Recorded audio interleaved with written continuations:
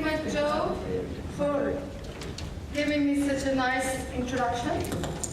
Ladies and gentlemen, I hope that you can hear me. That's great. That's wonderful. Oh, that I cannot do. I'm sorry. Even if I want to. So, ladies and gentlemen, I'm honored to be a part of our annual Rotary Peace Fellows Seminar. As you already know, that I am Humaira Shafi and I am from Pakistan. While growing up in Pakistan, I had an opportunity to interact with well-educated, literate, and uneducated sections of society. I came to realize that these three sections have a different outlook towards the world.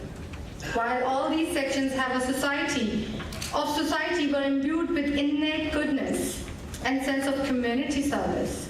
But those who lacked formal education and some who lacked quality education would at times voice very bizarre opinions about communities that they had not interacted with. I could see the pathetic struggles between people and their inability to rise above themselves for a common cause. I could also sense their fear for the unknown, the fear for the world that they did not know. I saw this fear develop into the hatred of other people. I saw conflict arise from this hatred. I saw young minds falling under the spell of misguided leaders who preached hatred towards other communities and religious sects. I lived through the violence and that this led to and its consequences. As a woman in patriarchal society, I could have left the things as they were, but I groped for ways and means to make a difference. Ladies and gentlemen, with the help of my husband, I founded a society, the Al-Ansar Society, or the Helpers Society, in 1995. The charter of our society, as the name implies, envisioned helping the utterly downtrodden section of our society to improve their income and to send their children to school. The society was established with the initial funding of my families and friends and was registered in Abbottabad. Soon I realized that it was a very big undertaking because the people deserving help started thronging in our office. I devised a filter system to focus on the most deserving people, like families with no parents or single parents, families where the only earning person was incapacitated, and so on. I threw myself into generating funds through volunteer donations. I established an annual audit. I approached various people to offer employment to the unemployed and taught ways to others to become self-employed. Ladies and gentlemen, it is a hackneyed phrase today that the world is a global village, that a person sitting in a town in one continent can interact with someone sitting thousands of miles away in another continent. That knowledge about anything or anywhere in the world is just a click away. This might be true for those who are educated and have easy access to the means of communication. But what about those millions who cannot read or write, or who do not have access to even a decent library? How do these people see the world? How do they judge them versus us? More often than not, people rely on hearsay and half-baked theories propounded by their teachers and community leaders to know about other communities. Even the literate ones do not bother to form an independent opinion about others by reading or researching. The majority rely on the opinion makers like the electronic or print media. Ladies and gentlemen, as you all know, that my country has a way of making headlines in the international media. You have often seen statements saying, Pakistan is a failed state. Pakistan is supporting terrorists. Pakistan is where Osama bin Laden was found and killed. All this news makes you wonder as to what sort of our country is. Who are these people who call themselves Pakistani?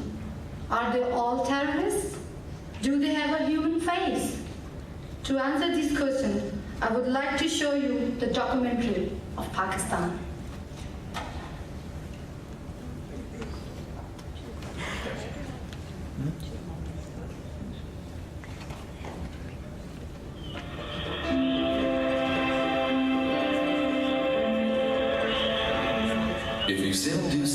Karachi, you would not see any land till you reached the South Pole. Travel northwards, and you would witness some of the most spectacular scenery, culture, and people that you could ever imagine.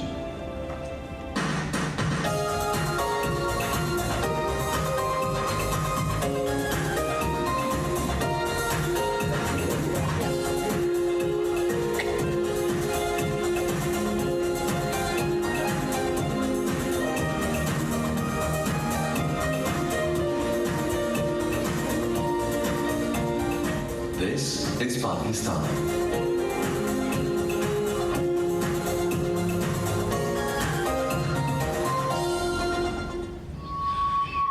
A land steeped in history, giving birth to the Indus civilization.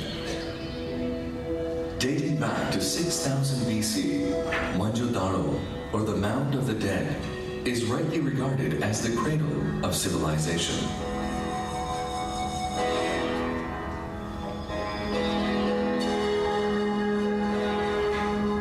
Here, people lived in well-planned cities with an advanced lifestyle well ahead of their times.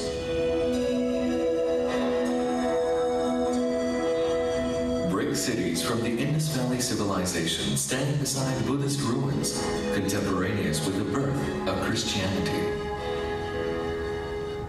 Taxila is an archaeological treasure of the ancient Gandhara kingdom, which flourished 3000 BC, where Emperor Ashoka built a series of monasteries in Julia and Dharmarachika. This great complex also housed one of the first universities in the world. Alexander the Great passed through here, leaving behind indelible marks of Greek influence.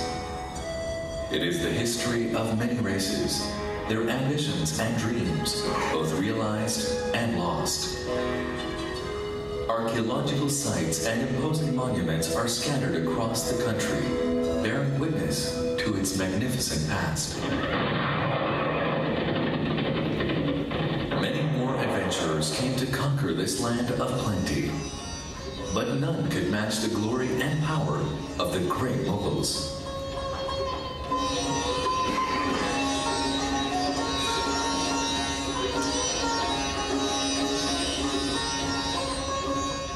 They were great connoisseurs of art and music. The architecture and gardens left behind speak volumes of their skills and tastes. The remains of their splendor are scattered all over the country. Known as the cultural hub of Pakistan, Lahore hosts some of the most impressive Mughal and Victorian architecture. It's Pakistan in miniature, since all its colors, sights, and sounds, history and culture represent the whole country. This Mughal city boasts of the elegant tower of the Wazir Khan Mosque, and the glasswork shimmering in the Sheesh Mahal at Lahore Fort are the epitome of art.